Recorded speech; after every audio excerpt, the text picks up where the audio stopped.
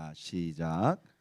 하나님이 죄를 알지도 못하신 이를 우리를 대신하여 죄로 삼으신 것은 우리로 하여금 그 안에서 하나님의 의가 되게 하려 하심이라. 아멘. 자, 오늘 우리가 이 한 주간은 하나님께서 그리스도 안에서 우리에게 부어주신 풍성한 그 은혜에 대해서 같이 묵상해 보고 있습니다. 여러분, 우리가 예수님으로 말미암아 우리에게 주신 그 구원의 은혜를 그냥 과거에 지났던 옛날 오래전의 과거의 사건만으로 우리가 단순히 생각해서는 안 됩니다. 사실 우리 기독교 신앙의 이 믿음, 또 하나님과 우리와의 영적 관계의 그 뿌리, 그 시작, 그 기초는 여러분 하나님께서 예수 그리스도로 말미암아 우리에게 주신 구원의 은혜의 토대 위에 있는 거예요. 그리고 그 연장선에 있고요. 사실 그 은혜가 계속되고 있는 겁니다. 왜 계속됩니까? 저와 여러분의 마음속에 그 구원의 은혜, 예수 그리스도로 말미암아 우리에게 허락하여 주신 그 구원의 은혜가 하나님과 우리와의 영적 관계의 근거가 되는 것이죠. 그리고 우리가 그 은혜를 생각할 때, 그 은혜를 기억하고 그 은혜를 간직하고 그 은혜에 감사할 때, 여러분 우리가 그 은혜를 생각하면 감사하지 않을 수가 없다는 거죠. 어떤 조건, 어떤 상황, 어떤 도전, 어떤 고난이 있다 할지라도 그 구원의 은혜 위에, 또 그 구원의 은혜 속에서 하나님과 우리와의 관계가 열렸고 그 토대 위에 하나님과의 관계가 우리가 계속되고 있기 때문에 그 은혜를 저와 여러분들이 일부러라도 묵상하고 생각해 보는 그것이 중요하다는 거예요. 믿습니까? 그것을 우리가 생각을 해야 돼요. 자, 우리가 오늘 이 본문의 말씀과 특별히 이제 어제 아침에 우리가 베드로 그 전서의 2장 9절의 말씀을 조금 연계시켜서 우리가 이 새벽에 묵상해 보기를 원합니다. 자, 오늘 이 본문에 보니까 하나님이 죄를 알지도 못하신 이를 누구를 두고 하신 말씀일까요? 예수님입니다.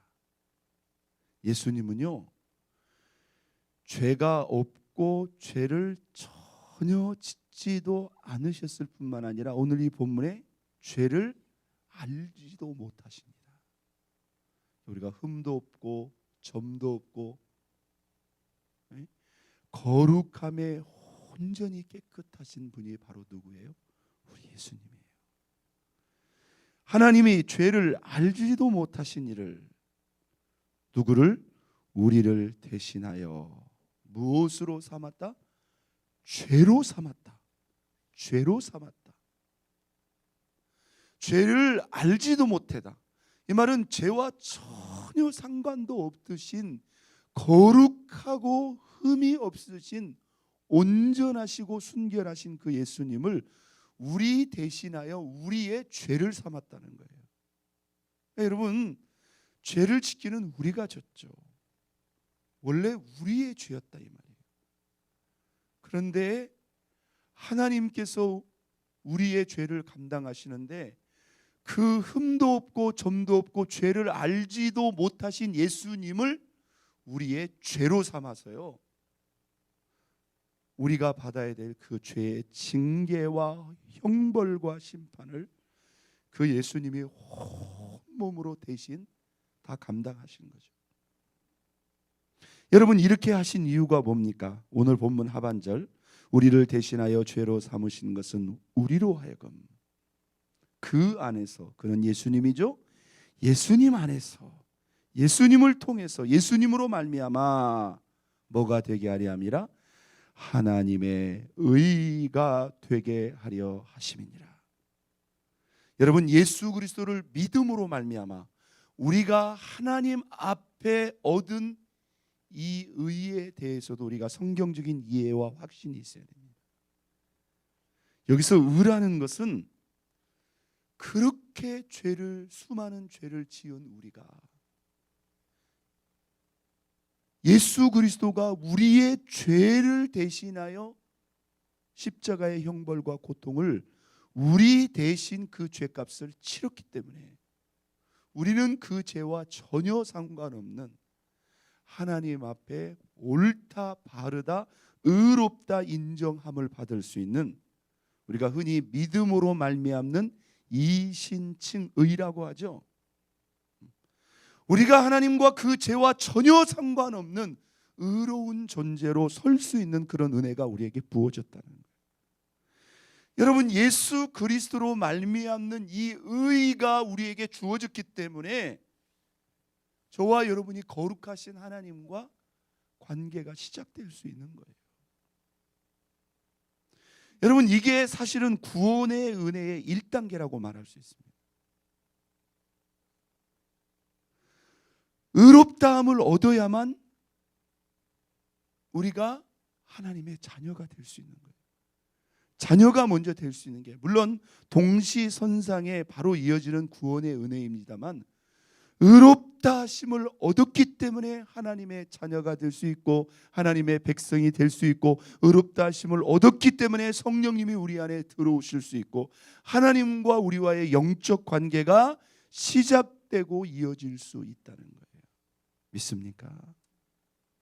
여러분, 하나님은 거룩함에 흠이 없는 거룩하신 하나님이기 때문에 하나님과 우리 사이에 이 의를 지키고 유지하는 게 중요하다는 거예요. 그러면 여러분, 우리가 이런 생각을 해볼 수 있어요. 그러면 우리가 구원받은 이후에 범한 죄는 어떻게 할 것인가? 여러분, 어떻게 해야 됩니까? 그래서 회개가 중요하다는 거예요. 죄를 알지도 못하셨던 예수님이 저와 여러분의 죄를 짊어질 때, 우리가 예수 믿기 이전에 죄만 짊어진 게 아니에요. 최상은 우리가 죄를 안 짓는 게 최상이죠. 그러나 때로 우리가 영적인 한계와 연약함으로 인해서 우리가 알게 모르게 마음으로나 생각으로나 입술로나 행동으로 범할 수 있는 죄가 있어요. 여러분, 어렵지 않습니다. 복잡하지 않습니다. 나 대신 죄를 짊으신 예수 그리스도의 십자가와 대속의 피를 의지해서 한번 땄습니다. 회개하면 다 해결된다. 회개하면 다 해결된다. 회개하면 간단히 완벽하게 해결될 수 있는 이 문제를 수많은 성도들이 이 회개를 미루고 있습니다. 여러분, 미루다 보면 어떤 현상이 일어나죠? 못하게 됩니다. 왜 못할까요?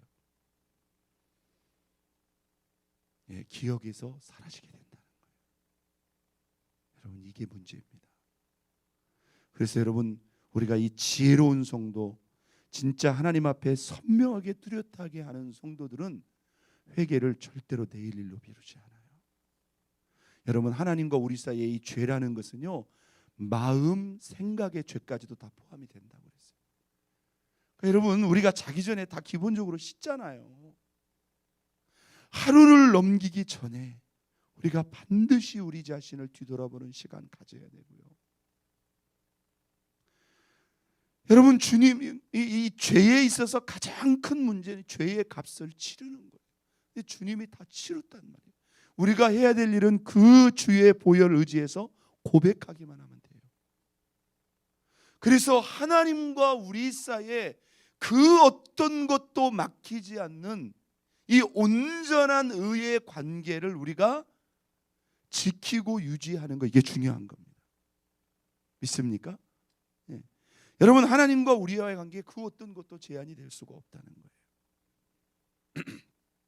그래서 우리가 오늘 이 본문 가운 한 절 위를 한번 보겠습니다. 20절. 그러므로 우리가 그리스도를 대신하여 사신이 되어 하나님이 우리를 통하여 너희를 권면하시는 것 같이 그리스도를 대신하여, 예수님을 대신하여 간청한다. 너희는 하나님과 뭐하라? 화목하라. 너희는 하나님과 화목하라. 이게 지금 믿는 고린도 성도들을 향해서 하는 말이에요. 이 예수 안 믿는 사람 보고 예수를 믿으라고 하는 게 아니라 예수를 믿은 성도들을 향해서 화목하라, 이 말이 무슨 말입니까? 혹시라도 순간순간 알게 모르게 그 지은 죄에 대해서, 여러분, 죄를 안 짓는 게 누가 뭐래도 최상입니다. 그래서 우리가 이 하나님과의 영적 관계를 늘 신경 쓰고 예민하게 생각하는 사람은, 여러분, 행동, 말도 함부로 하지 않습니다. 누가 하고 싶은 말을 다 해요. 여러분, 교회에서는 말할 것도 없고요, 여러분 집안에서 여러분 편한 남편 아내라도 말 함부로 하지 않습니다. 생각도 우리는 함부로 해서는 안 되는 거예요. 그러나 혹여 우리가 순간순간 범한 죄에 대해서 절대로 미루지 말고 그때그때마다 즉시 회개해야 됩니다. 사람하고 풀어야 될 일은 풀어버려야 돼요. 그게 온전한 회개죠.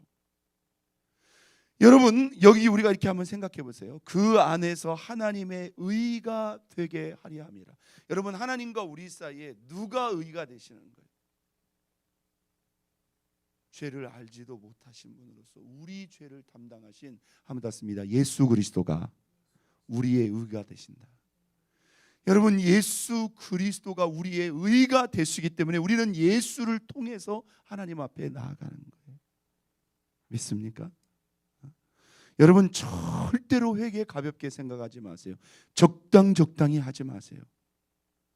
여러분, 주님 값 치렀기 때문에 우리가 잊지 말고 진심으로 회개하면 하나님 다 용서하십니다. 믿으시면 아멘. 그리고 하나님 부어주신 은혜에 의지해서 죄 짓지 않기 위해서 최선을 다하면 우리 하나님과 늘 화목한 관계 유지할 수 있어요. 여러분, 어제 우리가 베드로전서 2장 9절, 그리스도 안에서 우리에게 주신 풍성한 은혜입니다만 너희는 누구라고 그랬어요? 너희는 선택받은, 하나님의 특별한 선택을 받은, 선택받은 은총의 백성이다. 너희는 누구다? 왕 같은 제사장들이다. 제사장, 왜 왕 같은 제사장들이에요? 내가 원하면 언제든지 제한 없이 하나님 앞에 나아가서 그 하나님을 만나고 그 하나님과 교제할 수 있는, 이것이 우리에게 활짝 열려졌어요. 믿습니까? 이게 왕 같은 제사장. 너희는 누구다? 거룩한 나라다. 하나님이 다스리고 통치하시는 나라의 기초는 무엇이다? 거룩함이다. 여러분, 하물며 의겠느냐 이 말이에요. 믿습니까? 우리는 흠도 없고 깨끗한 거룩함을 추구하는데, 의의 문제가 죄를 짓고 회개하지 않는 이 불편한 관계가 있다고 하면 이건 거룩은 생각할 수도 없는 거죠. 믿습니까? 거룩할 때 하나님이 우리와 마음껏 교통할 수 있어요. 마음껏 다스릴 수 있어요. 그분이 우리를 마음껏 개입하실 수 있고 우리를 통해서 마음껏 역사할 수 있어요. 제가 오늘 이 새벽에 어제 말씀에 추가로 이어서 조금 나누고 싶은 말씀은, 너희는 그의 소유가 된 백성이다. 우리가 예수 믿고 구원받을 때 우리의 소유가 바뀝니다. 여러분, 수십 년 예수 믿고 신앙생활을 하셔도요, 이 내가 내 것이라는 이 생각을 못 내려놓는 분들이 많아요. 근데요, 여러분이 예수님을 안 믿으면 모르지만 또 믿기를 원하시고 믿었다면 이미 저와 여러분의 소유는 내 것이 아닙니다. 혹은 나는 어느 누구의 것도 아닙니다. 여러분 자녀가 여러분의 것이라고 생각하시면 안 됩니다. 그 자녀가 예수를 진심으로 믿고 구원받은 자녀라면 그들은 누구의 것이에요? 예수 그리스도의죠. 분명히 그가 소유하는 백성이 됐다. 그가 소유하신, 그의 소유된 백성이 되었다고 분명히 말씀합니다. 여러분, 여기서 소유라는 말은 무슨 말입니까? 소유가 넘어간 거예요. 그러니까 그 주인은 누구예요? 우리 자신이 아니라 하나님이에요. 우리가 하나님의 소유가 되었다는 것은요, 이제 하나님의 허락이 없이는 누구도 우리를 함부로 못한다는 거예요. 그분이 그 뜻대로 목적대로 우리를 책임지고 보호하고 지키실 뿐만 아니라 관리하신다는 거예요. 이걸 여러분 선택적으로 적용하지 마세요. 이 말을 여러분 좀 더 다른 관점에서 한다면요, 한번 닿습니다. 나도 나를 내 마음대로 할 수 없다. 여러분 그거 기억해야 됩니다. 이제 여러분에 대해서 여러분들 마음대로 함부로 선택 결정하지 말고요, 저와 여러분의 주인이신 누구에게? 예수님께 물어봐야 돼요. 주님, 내가 어떻게 해야 될까요? 여러분, 그때 주님이 저와 여러분들을 위해서 최상의 길로 허락하시고 인도하시는 거예요. 여러분, 다른 사람의 일에 대해서도요, 여러분 우리가 함부로 이래라 저래라 해서는 안 됩니다. 여러분, 제가 이 교회 목사고 제가 여러분을 가르치는 목회자라고 해서 제가 여러분들을 함부로 할 수 없는 거예요. 여러분의 일에 대해서 제가 하나님께 다 물어야 됩니다. 제 생각이 아니라 주님의 생각을. 여러분 자녀들도 마찬가지입니다. 여러분 자녀들이 여러분에게 편하다고 해서, 여러분에게 속했다고 해서 여러분이 임으로 할 수 있다고 생각하시면 안 됩니다. 이게 잘못하면 우리가 주님의 자리를 대신 꿰차버리는 거예요. 여러분 자녀들에 대해서 철저히 여러분 주님께 물어야 됩니다. 주님이 그 자녀들을 다스리고 인도하도록 해야 됩니다. 그래야 온전히 주님의 것이 될 수 있다는 거예요. 이게 주의 소유된 백성입니다. 믿습니까? 예. 어떤 경우 우리가 신앙생활하면서 이 착각을 못 내려놓는 거예요. 평생 신앙생활해도 내가 내 주인이라고 생각해요. 아니, 내가 내 것을 내 마음대로 하는데 아니에요. 여러분에게 속한 거요, 여러분의 것 아무것도 없어요. 여러분 생명, 여러분 건강, 여러분 시간, 여러분 재능, 여러분 물질, 여러분 시간, 여러분의 이 생에 다 주님이 다 사버렸어요. 근데 여러분, 샀다함은 가격이 있을 거 아니에요. 저와 여러분이 어떤 존재라는 걸 여기서 우리가 깨달아야 됩니다. 주님이 우리를 당신의 것으로 사셨어요. 근데 값을 얼마큼 지불했는지 아세요? 저와 여러분의 가격이 같을까요? 다를까요? 똑같습니다. 그런데 이게 보통 가격이 아니에요. 저와 여러분의 가격이 어떤 가격이에요? 예, 죄를 알지도 못하시는 예수 그리스도의 그 보배로운 생명의 핏값입니다. 예수님의 생명의 값이 저와 여러분의 값이고 가치입니다. 이것은 우리의 가치일 뿐만 아니라 옆에 함께 신앙생활하고 있는, 여기 함께 신앙생활하고 있는 모든 성도들이 여러분 하나님 앞에 얼마나 값지고 존귀한 존재인 줄 아세요? 하나님이 저와 여러분들을 그냥 당신의 소유 삼은 게 아니에요. 그 아들의 생명의 핏값, 생명의 값.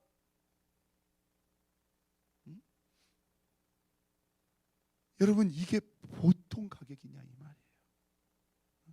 보통 우리가 국제적인 큰 기업들은요, 막 빅딜,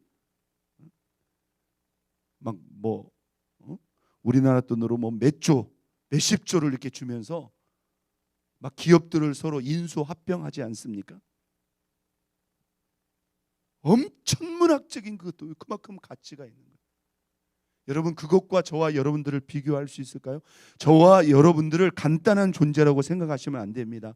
우리가 하나님의 것이 되었다는 거, 하나님 입장에서는 엄청난 대가를 치르고 당신의 소유를 삼았어요. 그러니 우리가 우리 자신을 여러분 함부로 생각하거나 내 마음대로 함부로 결정할 수 있나요? 여러분, 그렇게 생각하시면 안 됩니다.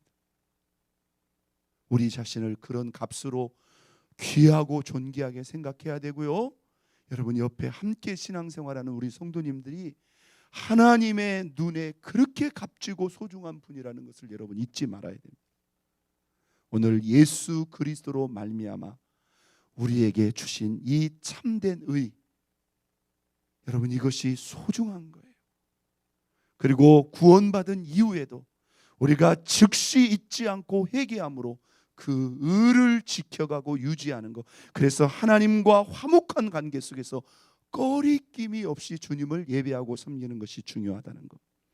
그리고 우리가 그의 소유된 백성으로서 내 것이 아니고 주님 것이라는 것. 그렇기 때문에 모든 것을 주님께 물어야 된다는 것을 믿고, 우리가 예수 그리스도의 생명의 피의 값으로, 생명의 값으로 구속받은 주의 백성이라는 것을 늘 기억하고, 그 은혜의 기쁨으로 감사함으로 또 의로움 가운데서 우리 하나님을 온전히 예배하고 섬기는 저와 여러분 모두가 될 수 있기를 예수 그리스도의 이름으로 축원드립니다. 우리 시간